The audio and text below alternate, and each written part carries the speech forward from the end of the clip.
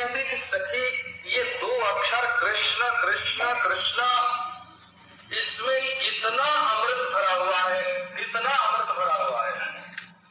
ये कौन सा रसायन है? पंडित राज जगन्नाथ बोलते हैं श्री कृष्णेति रसायनम रसयरे शून्य किमन्य श्रमई। अरे झूठे परिश्रम में क्यों करते हो, सब व्यर्थ है। शून्य किमन्य श्रमई, दूसरे सारे के सारे श्रम शून्य निष्फल है। राम नाम तो अंक है, सब साधन है शून्य, सारे के सारे साधन शून्य है और राम नाम अंक है। बिना अंक के शून्य की कोई कीमत नहीं होती। श्री कृष्णेति रसायनम रसयरे, अरे पियो, छक छक के पियो, इसमें पैसा लगता नहीं, इसमें अन्न देना नहीं पड़ता, इसमें घर छोड़ना नहीं पड़ता, इससे पति पत्नी से विमुख होना नहीं पड़ता। घर में बैठे भगवान का नाम लो, रात में लो, दिन में लो, सोते लो, चलते लो, बीमारी में लो, आराम में लो, पवित्रता में लो, अपवित्रता में लो, जहाँ तुम हो वहाँ नाम है, जहाँ ब्रह्म है वहाँ नाम है। इस नाम का उच्चारण करो। शून्य किमन्य श्रमई, ये रसायन है, तुम्हारे सब दुखों की ये दवा है, सब शोकों की ये महौषधि है। आपको महिमा की बात सुनावे। पांचरात्र की 108 संहिताओं में से एक सात्वत संहिता है। नारायण संहिताएं 10-12 से ज्यादा मिलती नहीं है तो 108, लेकिन मिलती हैं 10-12। उसमें भी 1-2 के बारे में शंका ही है कि वो असली है कि नकली। शंका माने आप जानते हो, New message from JD620016. जो काट दे ग्रंथति, उसका नाम शंका। शंका क्या है कि जो अपने हृदय की शांति को भंग कर दे। तो 10-12 संहिताओं में से एक है सात्वत संहिता, उसमें एक श्लोक आया है, जरा आप ध्यान देके समझे। नामई कंबा यस्य वाचि प्रविष्टम बुद्ध्यान्विष्टम कर्णरंध्रंगतम वा दग्ध्वा पापम शुद्ध सत्वा तदेहम कृत्वा साक्षात् संविधत्ते नवद्यम।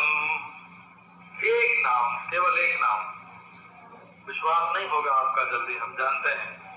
और कोई ऐसा समय था जब मुझे भी विश्वास नहीं होता था। एक पाप का प्रायश्चित 12 वर्ष का।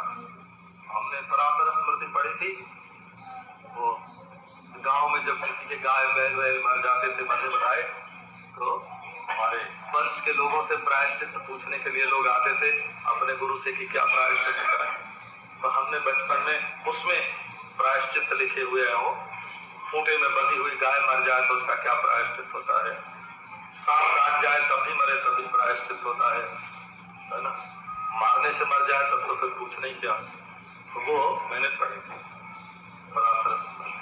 एक पाप का 12 महीने का प्रायश्चित, धरती पर सोओ, एक समय भोजन करो, सारे तीर्थों में घूम करके अमुक अमुक तीर्थों में प्रायश्चित करो, तब एक पाप का प्रायश्चित होता है।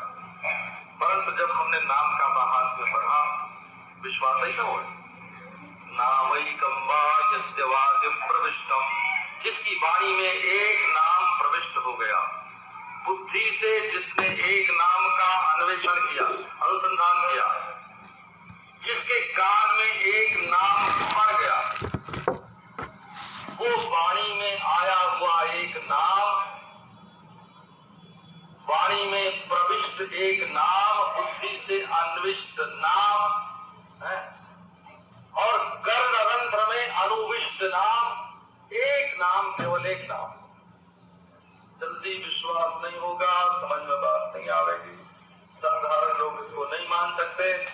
वो केवल एक नाम, दग्ध्वा पापम शुद्ध सत्वा तदेहम कृत्वा साक्षात् संविधत्ते नवद्यम।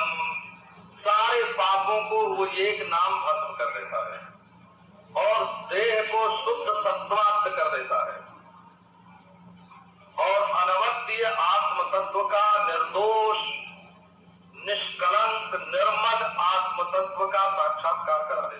एक नाम, केवल एक नाम।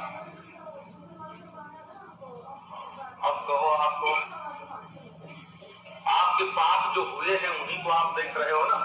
इस क्षण के पहले इस जन्म में या पूर्व जन्म में जो पाप हो गए उन्हीं को तो आप देख रहे हो ना। हम कहते हैं आपने एक बार नाम का उच्चारण किया और वो भस्म हो गए। अब आपको विश्वास नहीं होता, आप नहीं मानते इस बात को। महाराज कैसे हम विश्वास करें कि हमारे सब पाप नष्ट हो गए। असल में आपके जितने पाप हैं वो सब आपके मन में ही तो बैठे हुए हैं ना। आपने भगवान का नाम लिया और वो ध्वस्त हो गए, नष्ट हो गए। हमको अपने बचपन की एक बात याद है। हमारे पितामह गंगा स्नान के लिए ले जाते थे। हम छोटे थे ना, तो हमारे कपड़े उतार के किनारे रख देते थे और हमको लगता ठंडा, तो हम छटपटाते कि हम नहीं नहाएंगे। तो बोलते कि देखो गंगा जी में नहाने से सब पाप मिट जाते हैं, सब दुख मिट जाते हैं, सब पाप मिट जाते हैं। तो वो एक ये बात कहते थे कि जब घर से मनुष्य चलता है गंगा स्नान के लिए पाप नष्ट होते हैं। फिर ये बताते कि देखो अब तुम आए गंगा जी में तो तुम्हारे पाप वो पेड़ के ऊपर बैठे हैं, छोड़ के तुमको भाग गए, बिल्कुल छोड़ के भाग गए पाप, वो पेड़ के ऊपर बैठे हैं। बोले अब फिर तो नहीं लगेंगे ना। बोले नहीं, जब फिर बाहर निकल के कपड़े पहनोगे तब लग जाएंगे। ऐसे बचपन की बात है, आप इसको हंसी में मत लीजिए। आज तक के पाप, इस क्षण तक के पाप, जब आप भगवान का नाम ले रहे हैं, मन ही मन ले लीजिए एक बार बोला राम राम राम, कृष्ण कृष्ण कृष्ण, नारायण नारायण नारायण, शिव शिव शिव। एक आध बार आप नाम ले लीजिए, एक बार लीजिए, आधी बार लीजिए। पूरा राम न बोलिए, राम बोल लीजिए। पूरा गोविंद मत बोलिए, पूरा कृष्ण मत बोलिए, कृष्ण बोल लीजिए, कोई अर्थ नहीं। अच्छा तो हुआ क्या? आज तक के पाप बिल्कुल नष्ट हो गए। इस समय यदि आपको इस बात पर विश्वास न हो तो हम आपके सब पुराने पाप लेने को तैयार हैं। है ही नहीं, आप देंगे कहां से? है ही नहीं, देंगे कहां से? आप बिल्कुल निष्पाप हैं। पर एक बात है, पाप मुर्दा होके भी जिंदा हो जाता है। कब होता है जिंदा? जब यहां से उठकर आप फिर से पाप करेंगे, वो मुर्दा पाप भी जिंदा हो जाता है।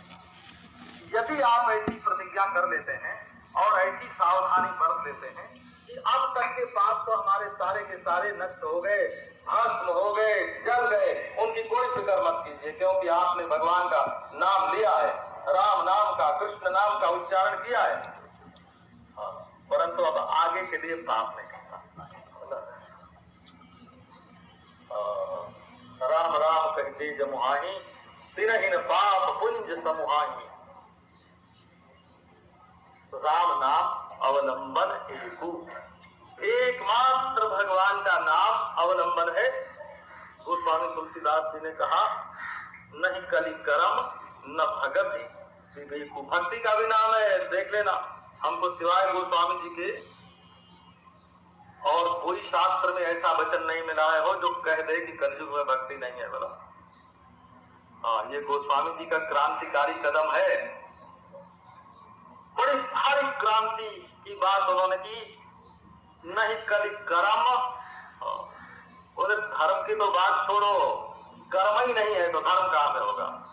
नहीं कली कर्म न भगति, भक्ति भी नहीं है, जिसमें कर्म की जरूरत नहीं, पैसे की जरूरत नहीं, खाली भाव से हो जाती है, वो भक्ति भी नहीं है। और विवेक तो बड़ी दूर की चीज है। तो मनुष्य के लिए अवलंबन क्या है? राम नाम अवलंबन एकू, राम नाम का अवलंबन है। और एकू कह के और काट दिया, उसके साथ दूसरा कुछ पक्ष लगाने की जरूरत नहीं है, शर्त वर्ष लगाने की जरूरत नहीं है, राम नाम का अवलंबन है। और गोस्वामी जी ने ये चौपाई जब लिखी होगी